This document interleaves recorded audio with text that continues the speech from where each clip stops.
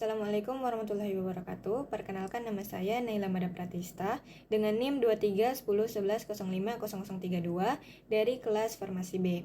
Nah, di sini saya akan menjelaskan secara ringkas apa itu kefarmasian di Undang-Undang Omnibus Law Kesehatan.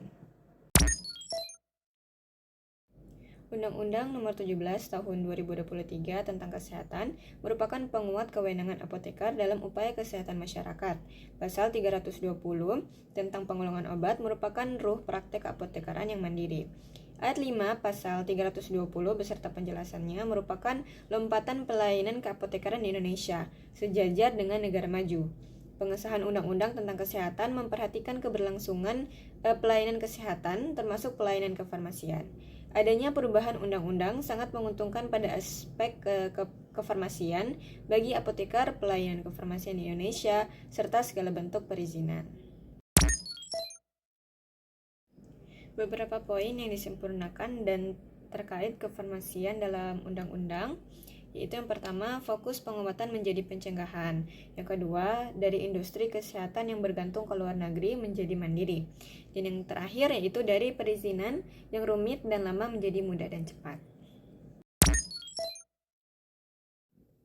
Adanya pengesahan Undang-Undang Nomor 17 Tahun 2023 dimaksudkan membawa dampak dan perubahan bagi kualitas pelayanan kesehatan termasuk pelayanan kefarmasian di Indonesia. Melalui Undang-Undang Kesehatan ini diharapkan memberi keuntungan tambahan bagi pelayanan kefarmasian di Indonesia. Dampak yang mungkin diperoleh ialah penyebaran apoteker yang lebih merata. Menurut data Kementerian Kesehatan, tenaga kesehatan Indonesia mencapai 1,4 juta orang pada tahun 2022. Pasal yang merugikan di Undang-Undang Kesehatan, yang pertama ada komponen kefarmasian tidak termasuk dalam organisasi rumah sakit. Yang kedua, tenaga non-kefarmasian dapat melakukan praktik kefarmasian. Yang ketiga, obat bebas resep dapat diperoleh dari sumber lain. Yang keempat, praktik kefarmasian dapat dilakukan oleh siapa saja yang disebut sebagai tenaga kefarmasian. Dan yang kelima, dihapuskannya mandatory spending. Tidak hanya merugikan, ada juga pasal yang menguntungkan di Undang-Undang Kesehatan. Apa saja? Yang pertama yaitu sistem peraturan undang-undang yang mengatur kefarmasian. Adanya undang-undang sebagai hukum di Indonesia membuka jalan untuk peningkatan bertahap tenaga kefarmasian. Yang kedua, izin untuk meningkatkan efisiensi tenaga kesehatan, yaitu dengan mengeluarkan surat tanda registrasi atau STR yang berlaku seumur hidup dengan kualitas yang terjaga pada surat izin praktek atau SIP.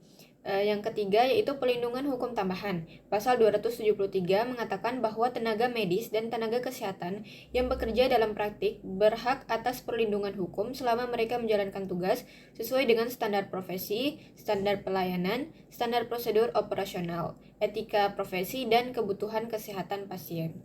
Yang keempat ada peran apoteker dalam pelayanan kesehatan dengan apoteker spesialis.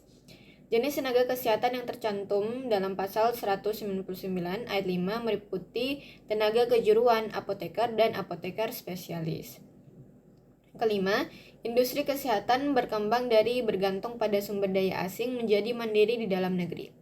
Pemerintah dan DPR Republik Indonesia setuju bahwa peningkatan ketahanan kefarmasian dan alat kesehatan memerlukan penguatan rantai pasokan dari hulu hingga ke hilir.